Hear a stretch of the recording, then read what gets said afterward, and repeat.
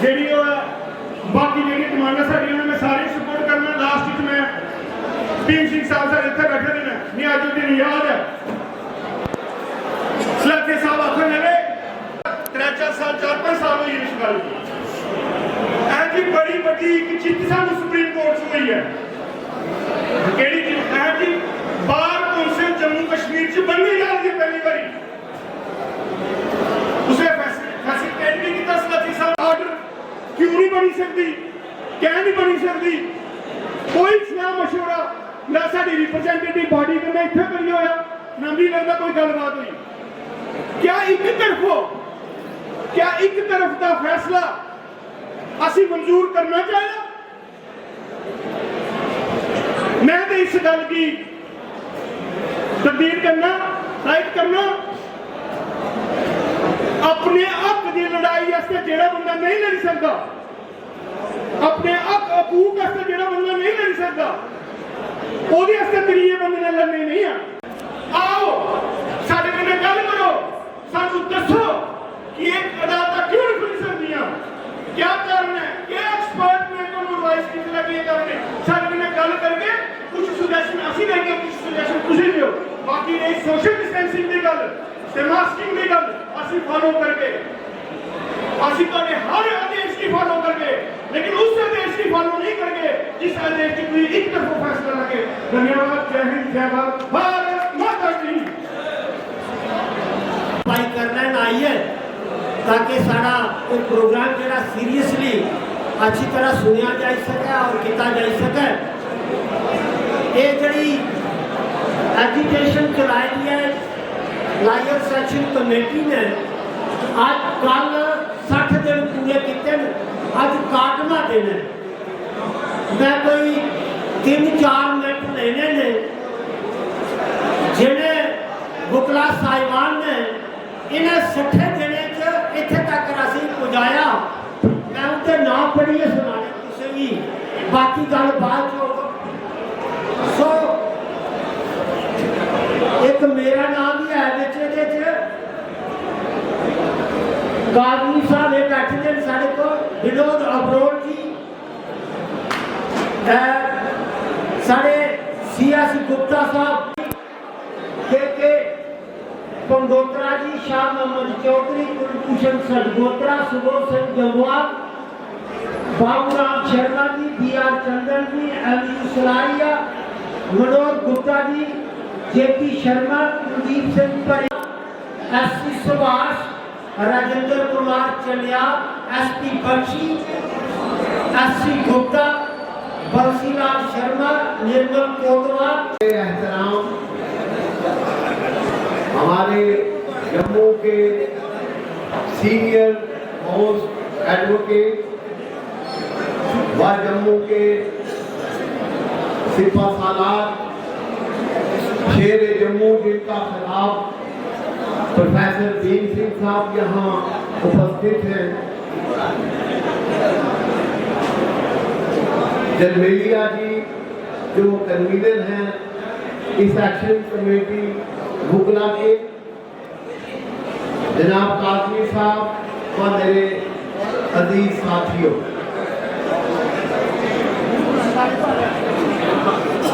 आप सब जानते हैं कि हम किन मुश्किलात से दो चार हैं।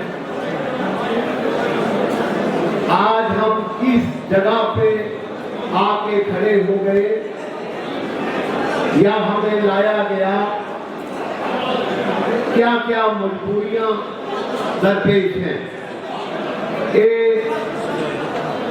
मेरे जम्मू वासी बेहतर जानते हैं कि वकील एक तबका होता था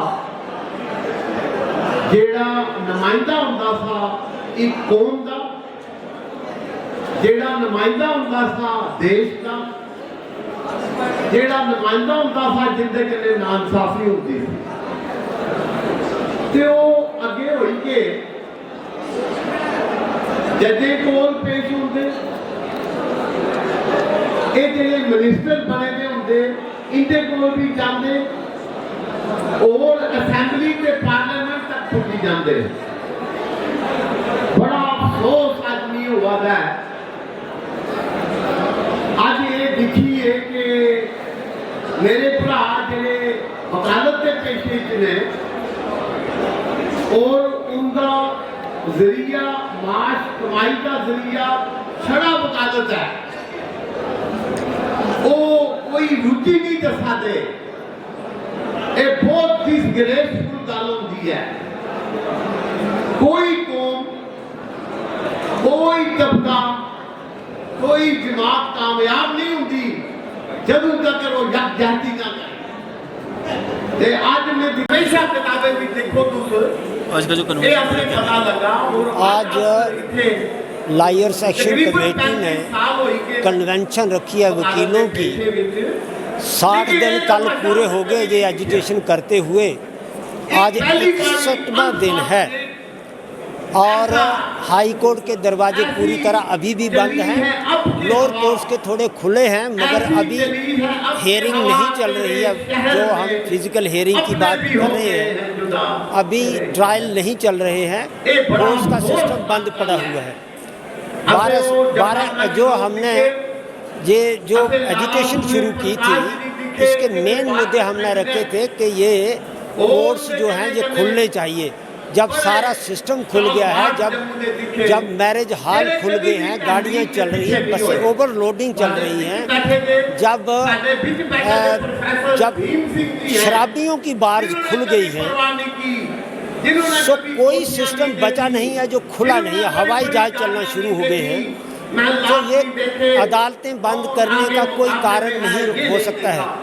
इसलिए हमने ये कहा था कि ये सिस्टम जो है वो खोल दिया जाए। हमारे वकीलों के बार रूम बंद पड़े हुए हैं, टिकटें यहाँ नहीं मिल रही हैं, अस्टाम नहीं मिल रहे यहाँ पे, तो हमने यह कहा था ये सारी चीज़ें जो है यहीं पे प्रोवाइड की जाए।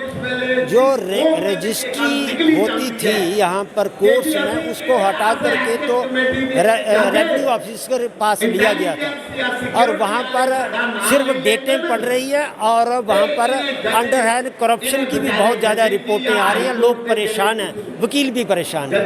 वो रजिस्ट्रियाँ यहीं पर चलनी चाहिए थी और हम ये मांग कर रहे हैं कि उनको फिर से जुडिशरी में लाया जाए। फिर कंज्यूमर कोर्ट्स बंद पड़े हुए पिछले 1.5 साल से। जब से स्टेट तोड़ी गई है कंज्यूमर कोर्ट तब से बंद पड़े हैं, अभी तक उनको नहीं खोला गया। हम ये मांग कर रहे हैं कि कंज्यूमर कोर्ट फौरी तौर पर खोले जाए। फिर बार काउंसिल के चुनाव नहीं हो रहे हैं। जब से बार काउंसिल जम्मू कश्मीर में बनी है आज तक चुनाव नहीं हुआ। हाई कोर्ट के पास वो पावरें पड़ी हुई है। हम हाई कोर्ट से ये कह रहे हैं, काफ़ी देर से कह रहे हैं कि वो पावरें आप बार काउंसिल को शिफ्ट कर करके बार काउंसिल की इलेक्शन करो। तो बार काउंसिल की इलेक्शन नहीं हो रही है, ये भी हमारी एक मांग जो है वो चल रही है।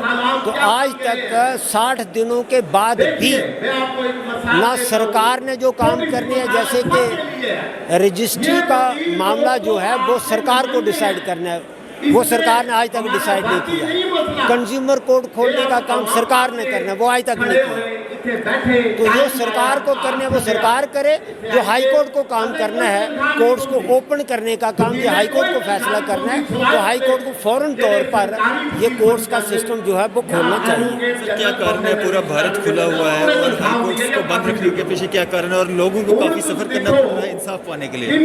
देखिए, कोरोना कम से कम कारण नहीं हो सकता है। अगर कोरोना कारण होता, जब सारा सिस्टम खुल गया तो कोर्ट भी खुल जाते।